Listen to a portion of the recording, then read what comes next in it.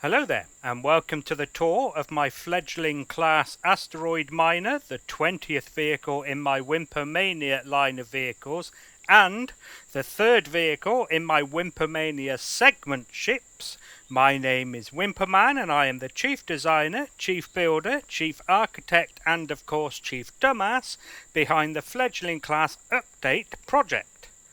Now there is one quick thing that I need to say. Tonight is Guy Fawkes night here in England land, that is fireworks night, which means there may be some sounds from the outside that my microphone might pick up. I do apologise for that. There's not much I can do other than postponing the release of the ship, and I don't really want to do that. The other thing, of course, is because people are dumbasses and they don't know how to read safety instructions, there'll be probably quite a few sirens tonight as well. But we'll see how that goes. Righto, so the astute among you will notice that I use the word update in the intro. This is an updated ship. So before I take you around the updated ship, I'm first going to show you the original ship. And here is the original Fledgling over here, along with the original segment ships that it was part of. You can probably tell right away that the back end is the same on all of them, as it is with the new ones as well, with the ramp and the flat top pad on top of each one, including this one, except this is the original gunship, so it has this pretend armour along the side. Of course, I'm pretty sure the whole things docked to a CV can't be hit by enemy fire is a relatively new thing, so that did actually protect a tank if you was to carry it around. So these were the original segment ships. This was originally, it may look like two, but it was actually one. That may look like three, but it's actually two. And although that's technically four, the fourth one is the cockpit. So I say that this is a 1 and a 2 because where it widens out here is a segment, and then it goes back in thinner by 2 blocks for a connector, and then this one and the original Fledgling, they just carried on the same width from that point, so they're not actually segments at the front. Another thing that's changed that I keep forgetting to mention is the fact that both the segments have increased in size by 2 blocks wide and 2 blocks long, but the connector in between the segments, so that would be this bit here, is now also 1 block longer and 2 blocks wider. I mean, it's 2 blocks wider because the whole ship is, but you know, whatever. So there we go, this is the Fledgling. Now, we could get away with relatively small mining ships. So again, this is built pre-1.0, so before the game was fully released. So there was no such thing as weights and volumes. And the way we could get away with having small mining ships is because all we needed to carry around the stuff we mined, although I don't seem to be able to find it now. Oh, there, that's it there. That's it. That was the harvest box that the stuff you mined went into. So there you go. That's all it needed for storage. I've said in a previous video, I can't remember. So at the moment it says it has a volume, but pre 1.0 there was no such thing as weights and volumes, as I said. So I think it was just, it filled up each slot with a stack of ore. I don't think it was as many slots, but you certainly didn't worry about weight or how much weight each stack filled up. Aye, so here we go. This is what the original was looked like. We had a 4-person cockpit. Woo! Earthquake or a quake. Can you stop, please? Just because my feet were dangling into the floor. Then we have this little bit of a living area with these small little bathroomy bits, and then this was the original airlocks, how it worked, how it looked. And as you can see, this elevator didn't come all the way down.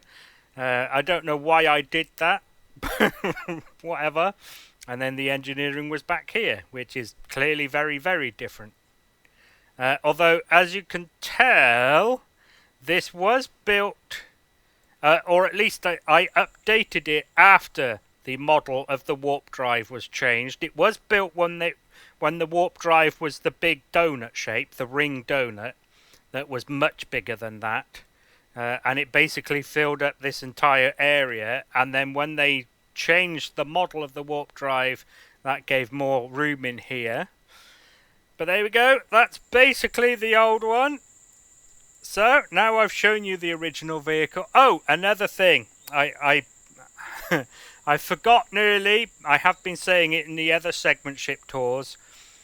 So normally I split these videos up into parts, and I normally refer to the parts as segments, but because I'm also referring to parts of the ship as segments, so long as I'm doing a segment ship, I'm going to refer to parts of the video as sections, just for clarity. So that's the end of the original ship section. So the next section is going to be its role and its task equipment. Well, I'm sure you can guess its role. Since I've said Asteroid Miner, it is a mining ship. So it's tasked with mining asteroids in space, obviously, and to facilitate that task, it has 4 mining drill lasers and a drill turret for a second person, and a whole bunch of ore and wood storage containers in this middle segment here. Aye. That'll be the end of that section then. So the next section is going to be its propulsion handling and lift capacity. As usual, I shall leave it on the floor so we don't have to put up with the thruster noises of it hovering. That does mean, however, we need to go into the floor, but no one has ever seemed to have minded, or at least they haven't said if they do. So, propulsion, starting with its forward thrust, we have 8 small jet thrusters pushing forwards, 4 in the backs of each thruster nacelle. Braking and reverse is the same small jet thrusters in the front of each nacelle. Normally I would do less thrust for reverse, but I figure you might be carrying around a lot of weight, so it's more important that you need to stop. For lateral thrust, we have 4 small jets in the sides of the nacelles, plus 2 mediums and 2 smalls at the front here. Obviously, same on the other side. Pop, bang, pop, pop, firework noise. For descent, we have 8 medium thrusters, 2 in the tops of the backs of the thruster nacelles, and then 2 as part of the thruster rings at the front here. I'll cover that more when we get to the construction bit, don't worry, that term of thruster ring. As for ascent, she has 10 small jet thrusters and 4 medium thrusters for lift. So there's 4 of the small jets. There's another 2, 1 there, that one is off, so therefore 1 there. And then the mediums are at the front here, lifting the head of the ship. Alright. Oh, and the ones in the midships here are helping to lift up the cargo, or the ore and wood containers that are on the inside. Obviously, some are off. They are set to max lift, and max lift is 3 small jet thrusters and 8 mediums. Well, the 8 mediums are in the bottom of the thruster nacelles there and there, 4 of them. The other 4 are on the other nacelle. 2 of the 3 small jet thrusters are there and there, and then the remaining one is actually offset on the starboard side just here. And that's because above it here is a cargo container here in the survival section. Here. Ship name here. Here. Also important to note is it has a warp drive, but no RCSs. As for its mobility, starting with its maneuverability, this is with max lift off. It'll accelerate forwards at 53 meters per second squared. It'll do the same in reverse. Laterally, it'll do 43 meters per second squared. Descent is 46 and ascent is 88. And with max lift on, the 88 changes to 154.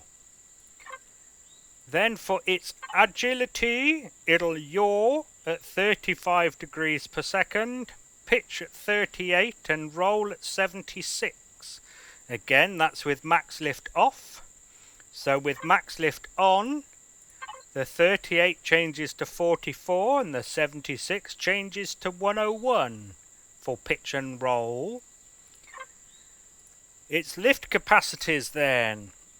So she can operate in up to 9G with max lift off. It's actually 8.95, but you know, round it up. And with max lift on, she can lift 100, no, 100. There's a decimal point there. It'll lift 11.5 kilotons in 4G. And the ship itself weighs just under 3. Which obviously means you get roughly 8.5 kilotons of lift in 4G with max lift on. Right, that'll be the end of that section. So the next section is going to be its power, fuel and air. So as usual with my tours, I'm going to tell you about this stuff now and then show you where it all is later on when we go inside. Power, it has 4 large tier 1 generators. Fuel, it has a pentaxid tank and 14 medium tier 2 fuel tanks. And for air, it has 14 small O2 tanks, 2 O2 stations, 8 ventilators, and it's fully compartmentalized. 6 compartments, I've just counted. 8 if you count the nacelles, but they aren't actually pressurized, so we don't count them. So 6. Okay, that'll be the end of that section. So the next section is going to be its weapons, defences and construction. Right, as for weapons, not much to talk about. There is 4 sentry guns, and they are set to what I consider to be my point defence targeting configuration. So they will target drones and ground troops, excluding predators, as well as the weaponry of SVs. Now, of course, you can change the targeting configurations to whatever you want. That's just how it comes from the factory, as it were. And the 4 sentry guns are on the ends of these arms here. Defences then, well, she doesn't have a shield. She does have a small amount of armour, and we shall go into the back here, where you will find the core underneath the slope up to the flat top pad, and the core itself is surrounded on all 6 sides. 5 of the 6 sides by hardened steel. The 6th side is actually a wireless connector, but whatever. And then the rest of this slope is made from steel. Well, that's generally it for armour. As for construction, so I would normally, in my tours, have an unpainted one so you can see the blocks it was made from.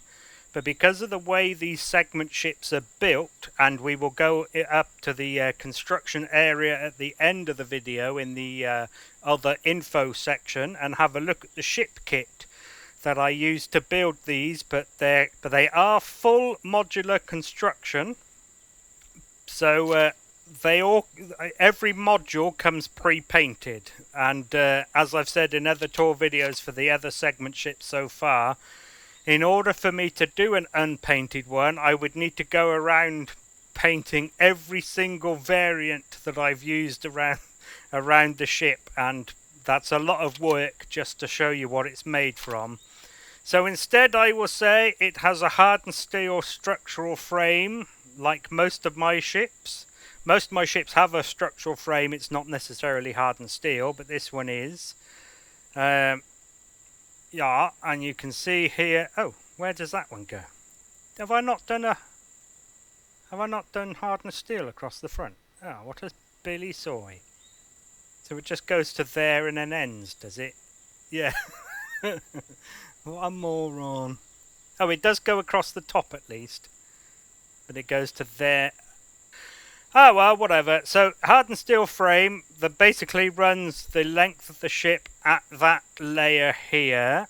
And then at the front and rear of each segment, there is a connecting frame going from top to bottom. So there and there. And also running from side to side. There should have been some in there as well, but never mind. Likewise on the nacelles, the top layer and the bottom layer, and then connecting there, and also there may be, there, where it attaches to the segment there. And also the flatbed top bed pad here, the outer edge of that is also hardened steel. Can't remember if I've done any of this as hardened steel. I think that one is, yeah. And then this one is not. Fine. So, there we go. That's roughly its structure. So, hardened steel frame. The rest of the hull is steel. There is a small amount of carbon composite, especially these illuminated orientation panels. Oh, and the trim along the edge here is also carbon composite. Right, this is also part of the construction, so I'm going to talk about this now. I'm going to talk about the modules I've used to build this ship. So I always start with the stern with each of these segment ships. So this is the engineering segment that has a built-in ramp and slope and a flat top pad. Engineering, I'm sure you can guess, houses the warp drive, the power generators, the fuel, and the CPU extenders, as well as access into the nacelles. Then forward of the engineering segment, we have a connector. It's called a connector because it connects two segments together. And this connector is a production connector, so in there is some storage and some constructors. Forward of that we have a cargo segment. The cargo container controllers have actually been replaced with ore and wood container controllers in order to obviously collect the resources being dug up by the drills, but that's in there. Then we have a connector, which is a foyer lock.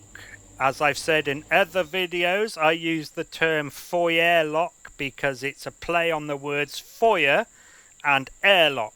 It acts as both. Not only can you use it to get in and out of the ship, but also to access various parts of the ship. So to go from the front to the back, you need to go through the foyer lock. That's what makes it a foyer, as it were. Segment then, the last segment, which is technically the first because it's at the front, is a survival segment. So in here is some living space, a bit of storage and some more production. And then finally we have the cockpit at the front. This is a two-person cockpit with a retractable roof operated by that lever over there. And it's a similar style to my Initiate class shuttle and the Pathfinder class, what do I call it? Personal ferry, that's what I call it. Okie dokie, that'll be the end of that section. The next section then is going to be its resource gathering, its production and its storage. Resource gathering then. As I said earlier, it has 4 laser drills, 2 there on little spindly arms and 2 there. Oh, I forgot to mention this because this is part of the construction as well. This band here of blocks is what I refer to as an equipment ring. And then I have a thruster ring and it has 2 of them. And the thruster ring obviously contains thrusters at the front of the ship. But there you go, so the laser drills are attached to the equipment ring, is why I'm mentioning that now. And it has a tool turret set to the drill turret variant, just there.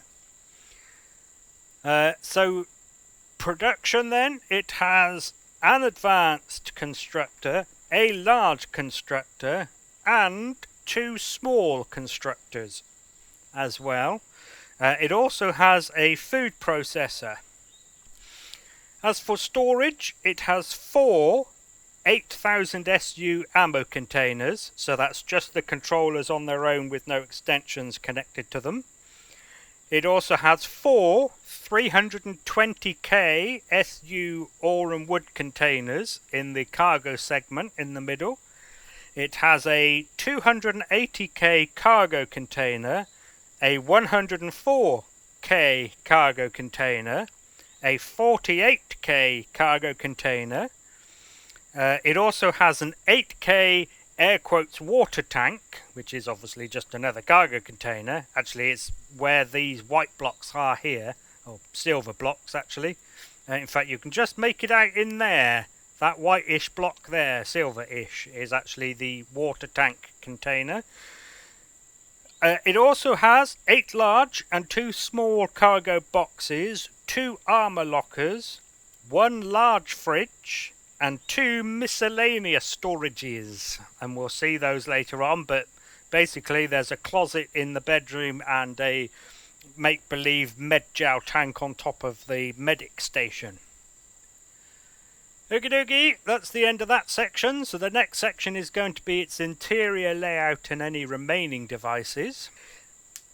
So as usual, we shall start with the any remaining devices that are on the outside of the ship, since the outside of the ship is where we already are. Landing gear, she has some. In case you care, actually, the landing gear on all these segment ships are attached to the segments. Not that it really matters. She also has 2 headlights. They are forward pointing, not diagonal. Speaking of lights, she does come fully flight regulation lighting compliant, as my ships usually do. So we'll start with the running lights that are always on. That's these ones here that are slowly pulsing. There's basically one in all 8 corners, roughly. That's of course 4 corners at the top and 4 corners on the bottom. I obviously had to make some adjustments and compromises about where I put those, but they are near enough to the corners. And they are to let any observer know that the ship is powered. I've told the story before and I'm going to say it again. Even I find those useful because up at the construction area I might occasionally turn on a vehicle I've already built in order to refer to one of the LCD projectors, and I will then sometimes forget to turn the ship off. And as I've said, it doesn't necessarily matter too much in creative in terms of fuel, but it certainly does in terms of CPU usage. Right, so then we move on to its orientation lights, and there are 2 flavors. The first are these illuminated orientation panels that you can see dotted around. And these act as the ship's formation lights, so that other ships can fly in formation with it, especially in low visibility. Now they are of course red on the port side, white on the stern side, and green on the starboard side. Yeah.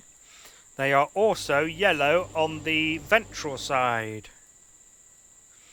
And then the second flavour is the navigation lights. They are again red on the port side, white on the stern side, and green on the starboard side. And we will see those turned on later on when I get to the signals bit. And these are supposed to be used for other ships to tell the orientation or direction of flight.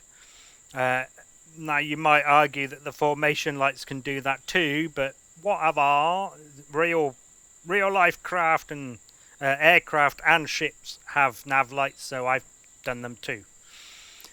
And then we move on to the anti-collision lights. Again, there are 2 flavours of anti-collision lights. There are the anti-collision beacons, which, assuming you use the main propulsion switch, will come on automatically, and they flash red on top and yellow on the bottom.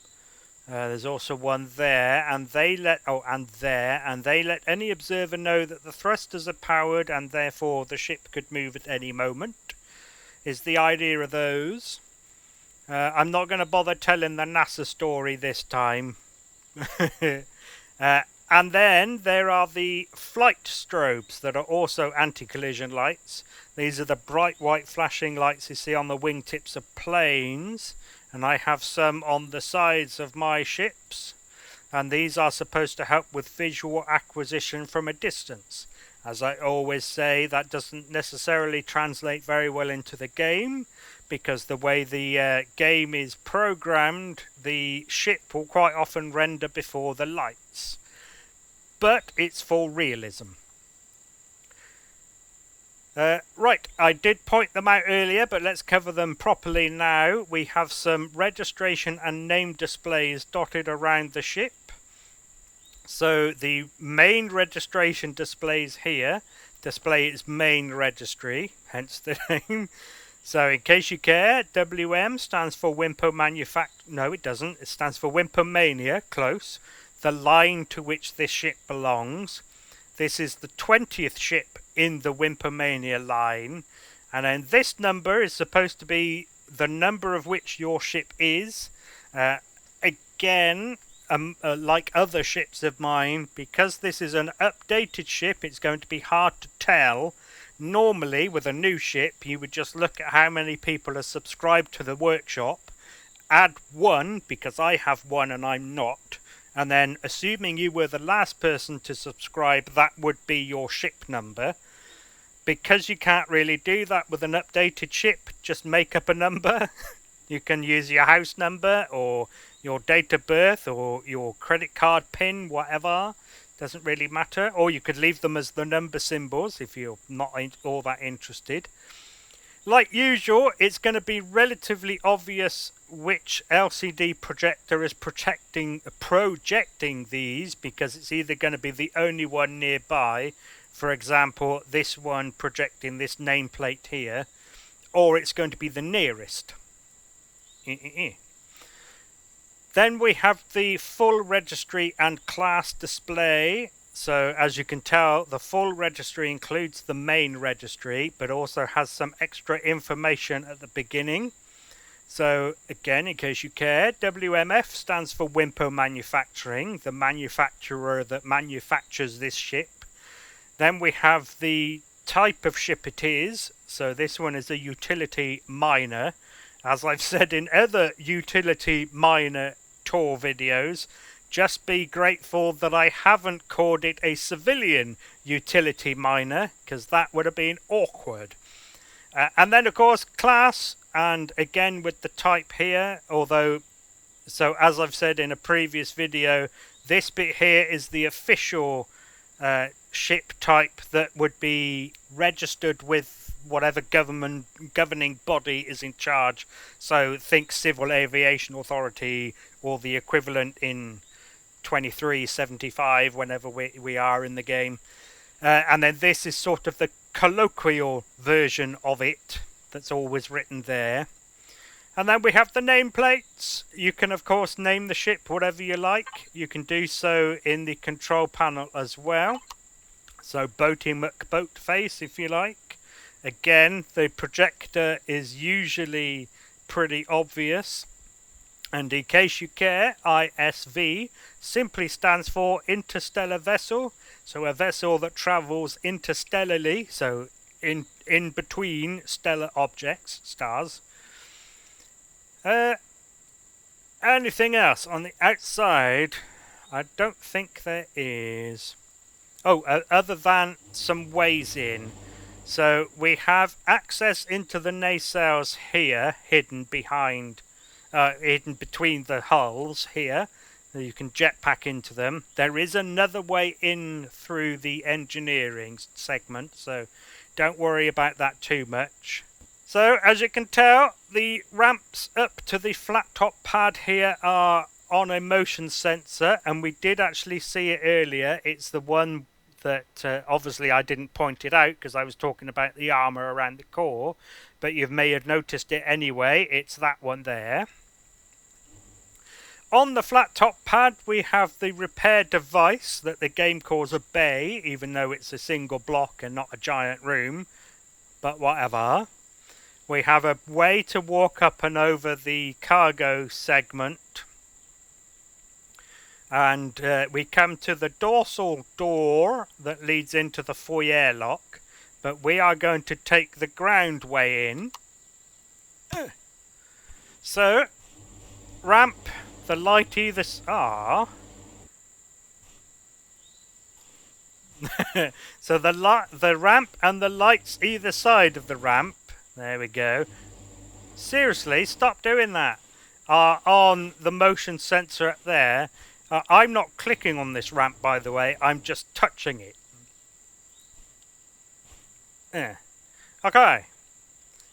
Yes, so ramp, light on that motion sensor there. The door, of course, is automatic by default.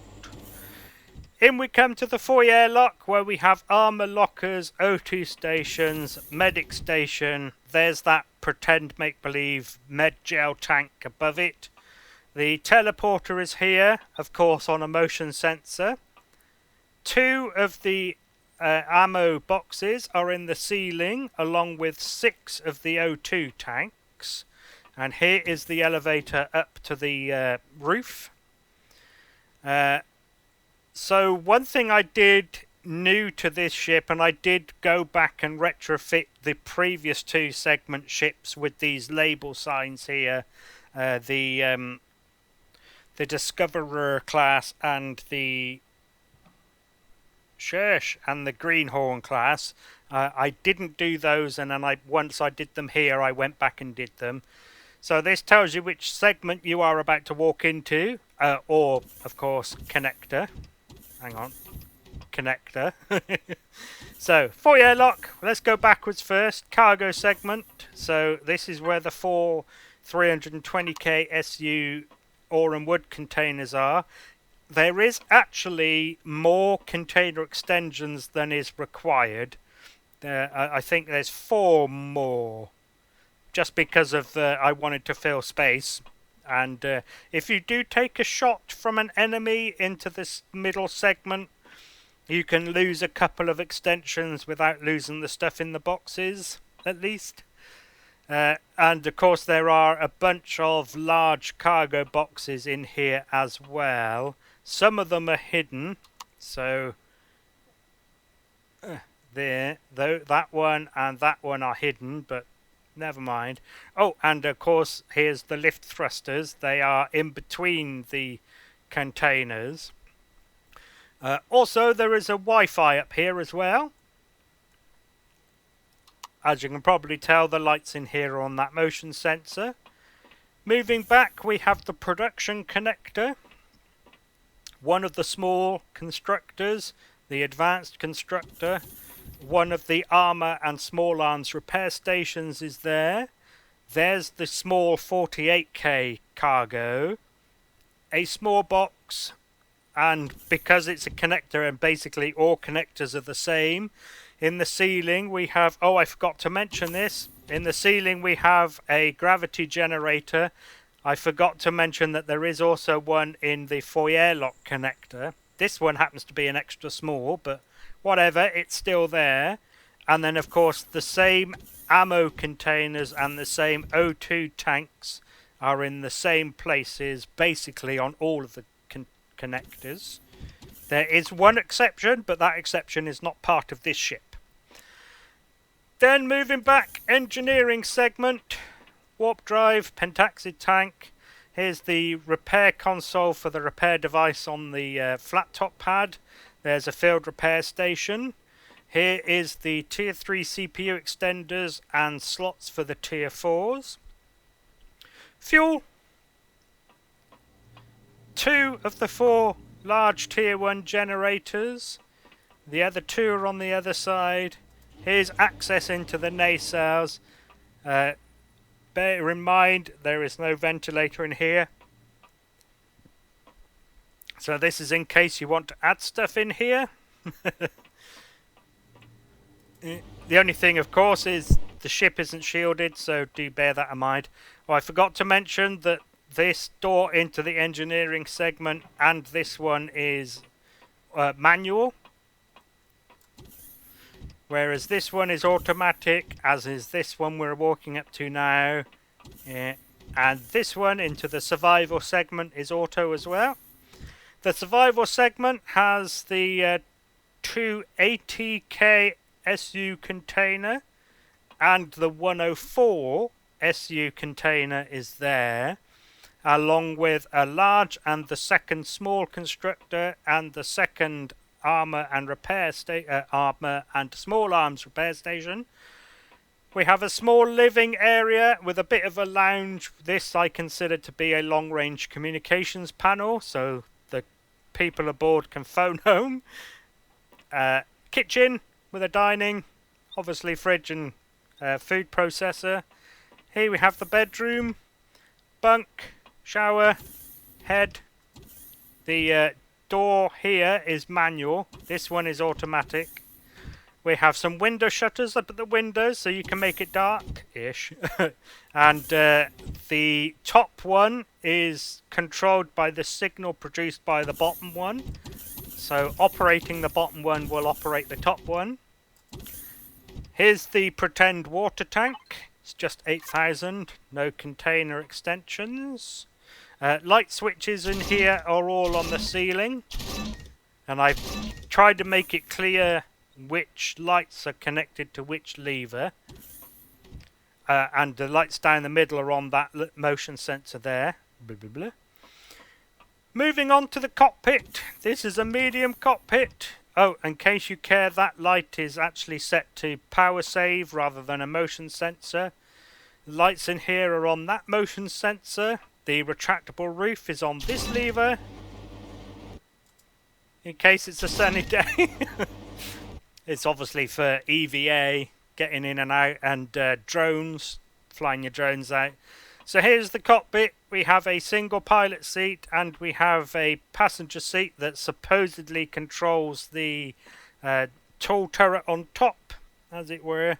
And as you can see, we have... Oh, this here, by the way, is what I consider to be an intercoms panel. And there is some heads-up displays in here. This one, of course, shows the lift and what the power save does.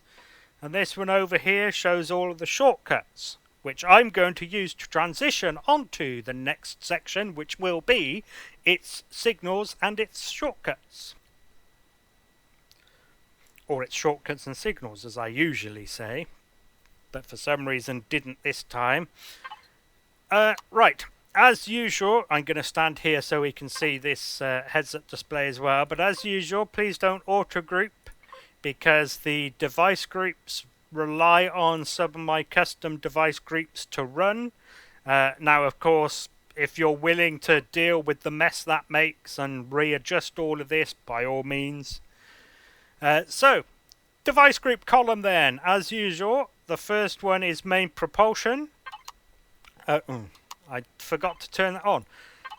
So that will, of course, turn on what I referred to earlier as the default thrusters. And, of course, the anti-collision beacons. Yeah. Oh, and the yellow ones, of course, on the bottom. Anti-collision beacons.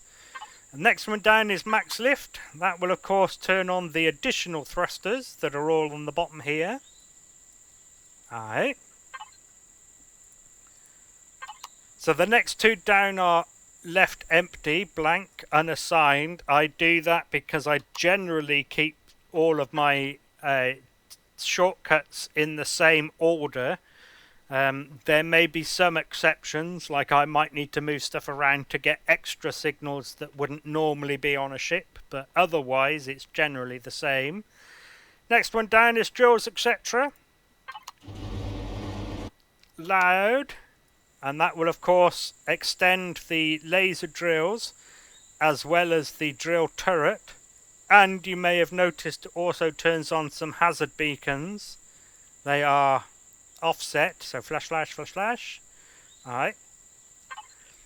Next one down is production and repair.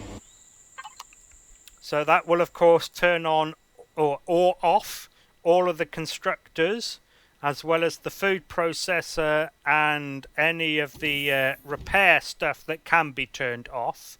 So I think the device on top can be, yes, but I don't think the console can. No. This can, yes, but the armor repairs can't. No. Right, so that's that one. Next one down is artificial gravity. Of course, that turns on the artificial gravity generators. There are 3. I did show 2 of them, and then I forgot to show the other, but the other one is in the top. Oh, hang on. Which one did I not show? So there's one in each connector. So here's the one in the production. Oh, further forward, isn't it? There's the small one in the gravity generator. Oh no, it's not a connector, it's in the equipment ring. That's right, along with some more O2, the forward wireless connector, and as you saw just now, the detector. Should have pointed those out in the interior layout bit really, but never mind. In too much of a rush. Okay, the next one down is air vents. Now, in case this is the first tour of mine you've seen, I will cover this, but in case it isn't, I will try to do it as quickly as possible so you don't have to sit through a lengthy explanation. If you watch power left and turn oxygen off, the power left doesn't change because although the ventilators are no longer blowing air into the ship, the ventilators themselves are still on. So if we keep watching that and turn air vents off, you'll see it will go up. So you can save some fuel in a breathable atmosphere. Moving on then to the signals column. The first one as usual is power save. It does tell you on the heads up display there what it does, but basically turning power save on will turn off all of the motion sensors and levers, with exception to the one that controls this ramp, because I didn't want you to have to drive. If you've left your ship on power save and you come back in a HV, I didn't want you to have to get out the HV, operate the ramps manually, get back into the HV, drive up, get out, close the ramps, retract the ramps, get back into the HV. So I left that on. It'll also turn off all of the LCDs, which is what I started to say even though I was looking at a sensor. And that includes the ones in here, by the way, and these labels. It'll also turn off the Wi-Fi's, the wireless connections. Right, the next one down is weapons. Bang, bang, pop, pop. And I'm saying that not just because I'm about to show you weapons, but also because of the fireworks outside. Doesn't do much on this ship, just the... hang on.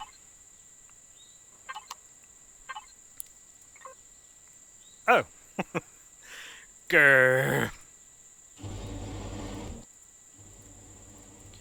Alright, there we go, fixed. Silly boy. So, it'll turn on the 4 sentry turrets. Now I need to be there. So the next ones down that are actually in use, nav lights and flight strobes. So as promised, you get to see them on. Nav lights again are the red ones on the port side. They are the white ones on the stern and the green ones on the starboard side. And the flight strobes again are the bright white flashy flashes.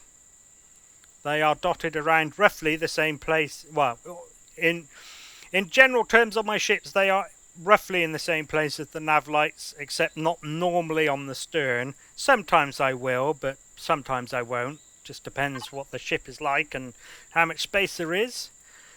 Next one down is the headlights switch. Now, as usual, as I always explain, I know you can operate that from the seat using the default keybind shortcut. I think is L for Lima. It is for me. I'm not entirely sure if that's the default, but I'm pretty sure it is.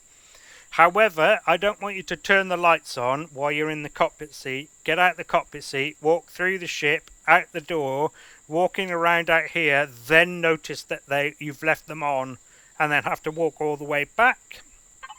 So I give you a switch to turn them off from the outside as well. And finally, we have the closed hatches. So the nacelle access hatches, so the ones on the exterior, and of course the ones from engineering, if you accidentally leave them open, you can flick this switch and it will close them all, and of course it won't open them again. Right, that's the end of that section. So the next section is going to be its CPU and upgrading. Right then, in case you're skipping around in the video, I will show you these again. I will show them again in case you're skipping around in the video. That's what I meant to say. So the core is in the stern slope there. The CPU extenders are in the front of the engineering segment, and they are tier 3s. The ship itself, therefore, is tier 3. It uses just over 1.15 million out of the 1.5 million you are allowed. Did I say that right? 1.15, yes I did. Upgrading then. So you could rip out the tier 3 CPU extenders and the red blocks above them, and you can put in tier 4s. Of course, I do that because, as I said earlier, I start every single one of these segment ships with this engineering segment. I start from the back and then work my way forward. So, of course, I need to make sure I've got enough space in here for what the ship needs. Of course, that means you do too. Other than that, there is nothing else in here that is earmarked for anything. Again, there is space in the thruster nacelles for additional stuff if you don't mind the risk, because the ship isn't shielded, so anything in here might get lost, but destroyed if something's shooting at your thrusters, but it's there if you need it. Other than that, though, there isn't really much else to do. You can personalize it, so if you don't want as many of these devices, so it's only really for symmetry's sake that there's one of each of these on each side.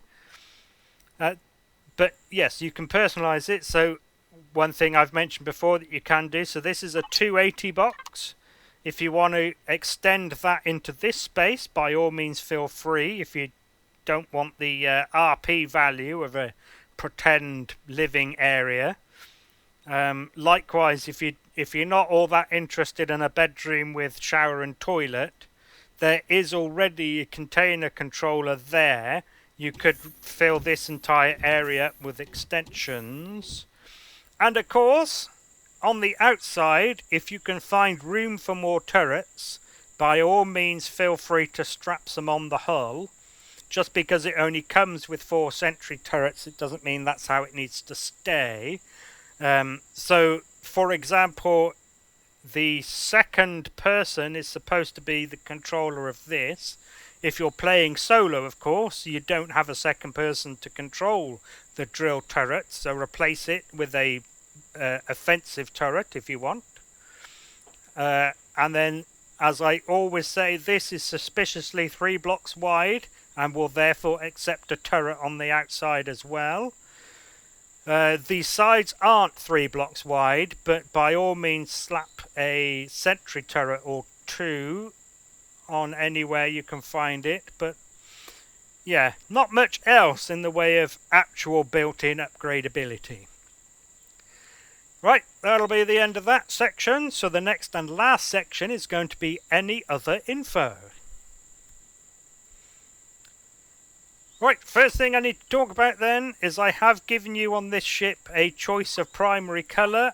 Of course, I've given you my digger orange colour. Miner orange? I can't remember now if I call it mining orange or digger orange, but whatever. So you can choose that if you would like.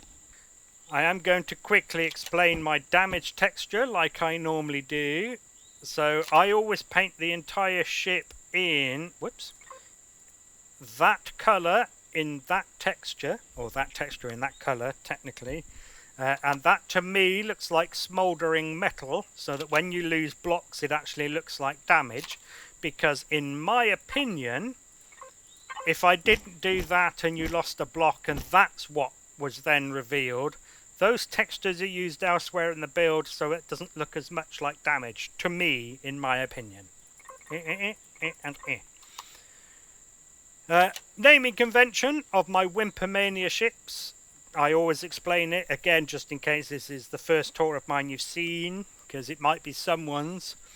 I consider myself to be a noob, N-O-O-B, at building, and so I name all of the Wimpomania ships words that mean someone who is new at something, so synonyms of newbie, N-E-W-B-I-E, or words that mean someone who is the first at something, which is why you then end up with names like Pioneer and Discoverer and Initiate and stuff. Last thing to talk about before I go up into orbit is the blinkies, what to do if you don't like my flashing at you. So again, as usual, nav lights and flight strobes are easy, you just don't turn them on. For the rest, you scroll to the bottom of the device groups and you're looking for the prefix reg lights. So the running lights, which are the this one here that comes on and off slowly. If you don't like them, deactivate the block group and they'll never come back on again. The anti-collision beacons, again, as I usually say, if you're using this switch, you don't need to worry about it. But if you are using this switch because you don't want all of the thrusters to come on all of the time, and you don't like the flashy flashes that come on when you use this switch, you scroll down to reg lights again, you look for anti-collision. If the group is active, deactivate them, bangy bang, and then you remove the shortcut there. And then that's it, they'll never come on again. Right, so as promised, I'm now going to show you the modular kit I use for building these segment ships up at the construction area. So I will see you up there. Right, here is the kit I use. It's obviously quite messy, just as the kit, but never mind. So as you can see, we have multiple cockpits. The one that's on the Fledgling is this medium-sized one here. We have a small one that's a single-person cockpit, which is a similar style to my starter class and my frontiersman class and probationer classes. There we go, got there eventually. Now, every time I add an extra seat, an extra person, actually, it's every time I go up in its personal capacity. Shut up. I might have to try and wrap this up really quickly, but basically I make the cockpit one block longer. Here's a four-person cockpit that's another block longer. This is a similar style to my beginner and my beginner and the recruit. There may be one more, and this is the gunship cockpit. That is a similar. It's four-person as well, one block longer again, and it's a similar style to the plebe and the forerunner and the apprentice. And then we have a bunch of the segments and the connectors. So here is the engineering that I start with. Then we have some connectors. This is the production one that is part of the Fledgling. We also have a medical connector. This is a foyer lock. This is specifically the foyer lock A. Over here we have a cargo connector with just cargo containers in it.